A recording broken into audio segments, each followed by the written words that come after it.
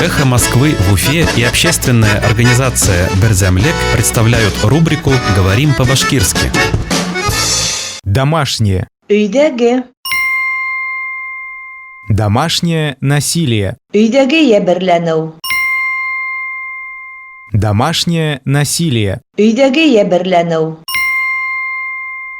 Активистки феминистского движения Уфы установили стену памяти жертв домашнего насилия. Өфөләге феминисттар хәрәкәте әүдемдәре өйдәге яберләнүсе корбандар истәлегенә дивар булдырдылар.